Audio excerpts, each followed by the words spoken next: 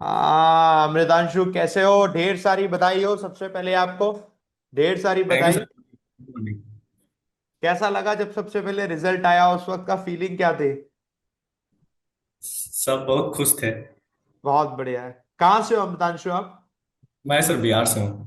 बहुत बढ़िया। बिहार में तो लोग सरकारी नौकरी की तैयारी करते हैं, जी जान लगा देते हैं वहां पर।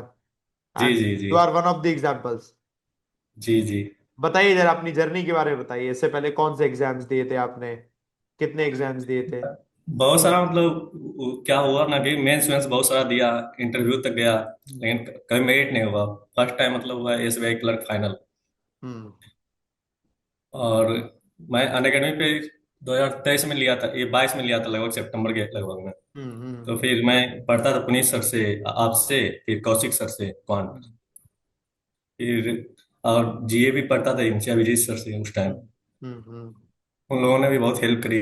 आपका डिस्क्रिप्टिव भी हेल्प किया ये आईपीएस पीओ मेंस में, हम्म। एसबीआई मेंस में। हम्म। और अभी तो सब खुश हैं घर पे। अब डॉक्यूमेंट वेरिफिकेशन का बस वेट है। बहुत बढ़िया। तो ये प्रिपरेशन के दौरान ना, अब आप मुझे ये बताइए कौन कौन से सब्जेक्ट थे जो आपको लगते थे कि आपके वीक है, जिस पर आपने काम किया था, जिसकी वजह से सिलेक्शन रुक रहा था? सर मेरा मतलब क्वांट मतलब मुझे कभी दिक्कत नहीं दिया। रीजनिंग में मतलब मेरा लास्ट ईयर रीजनिंग के कारण मैं थोड़ा बर्बाद हुआ था ये पेपर। ये ये आरआरबी क्लर्क और इसका क्या उसे बोलते हैं उसमें मतलब मैं ये क्वालिफाई नहीं कर पाया था आरआरबी क्लर्क में रीजनिंग के कारण। कट ऑफ भी नहीं क्लियर हो पाई थी। Okay okay reasoning okay. में मैंने फिर थोड़ा सा मेहनत किया तो फिर हुआ इस बार। फिर बनने लगे सारे मेंस के भी क्वेश्चन, पहले डर लगता था मेंस से। अब आप ये बताओ, क्योंकि बहुत सारे एस्पिरेंट ना आपको देखकर सुनना चाहते हैं कि जी। जो पहले नहीं बन रहे थे क्वेश्चंस, तो उसके लिए क्या किया आपने? किस टाइप की प्रैक्टिस करी? मॉक लगाए या फाउंडेशन किया? जो अप्रोच अप्रोच क्या थे? मैं सिर्फ केवल मेंस का ही क्लास करता था और मॉक देता था। हम्म। मेंस का मतलब ये वरदान करके चलता था ना, हाँ चलता है ना अनअकैडमी हाँ पर, अभी भी हाँ लाइव है। मैं हाँ। उस पे ही जाता था हमेशा, उससे ही करता था। हम्म। और फिर और क्वांट में तो कभी दिक्कत ही नहीं हुई हमेशा, मतलब कभी डर ही नहीं लगा क्वांट से। क्वांट तो सही लगता था हमेशा से ना। चलो हम्म। बहुत बढ़िया। इंग्लिश के लिए क्या करते थे आप?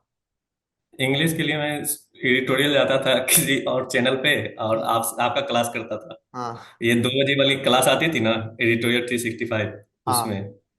और मेंस के टाइम में भी उसमें ही जाता था, उसमें डिस्क्रिप्टिव आप कराते थे हमेशा। चलो बहुत बढ़िया। आप तो मुझे मतलब आपसे मैंने बहुत बार पूछा भी था, बहुत बार मतलब समझाए थे कैसे कैसे क्या करना है डिस्क्रिप्टिव को लेके, आईपीएस एएसबी आईपीओ मेंस के टाइम।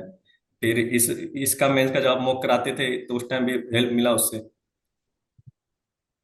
चलो बहुत बढ़िया। ये मुझे बताओ कि इस पूरी प्रिपरेशन के दौरान जब आप पेपर देते थे, तो आपका फेलियर भी आया होगा कि प्रीलिम्स में फेल हो गए, बहुत। है ना? जी जी। मेंस तक पहुंचे पहुंचे फिर वो फाइनल सिलेक्शन नहीं हुआ, तो फिर एक दिमाग में ना बर्डन बन जाता है कि यार डिमोरलाइज आता है, कितनी मेहनत कर रहे हैं हम।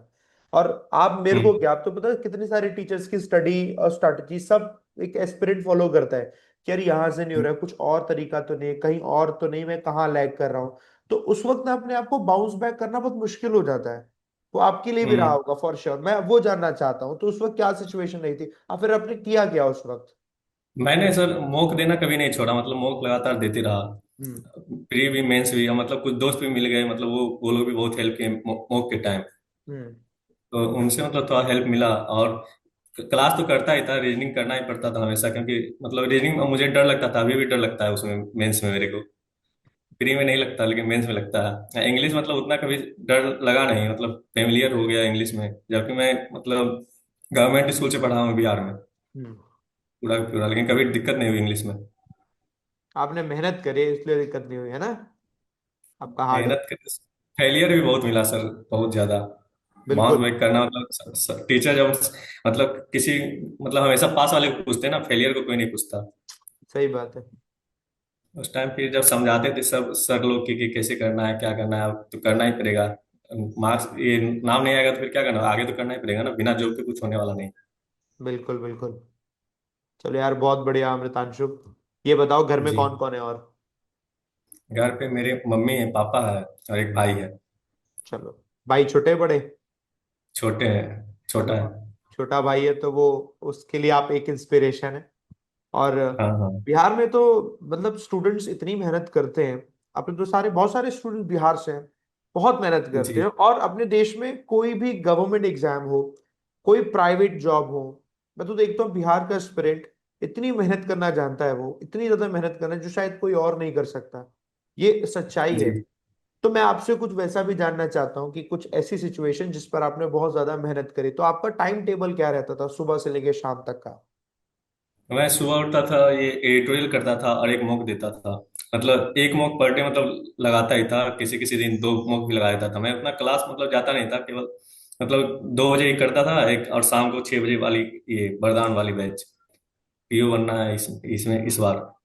हो एसबीआई जाएगा। पीओ रह आपने गया। काफी मेहनत करी है, जो छोटी छोटी कमियां रह गई वो लगता है इंप्रूव हो गई, क्लर्क हो गया। अब अगला शायद पीओ देंगे तो आपका पीओ भी निकलेगा, मैं तो उम्मीद करता हूँ आपका पीओ निकले।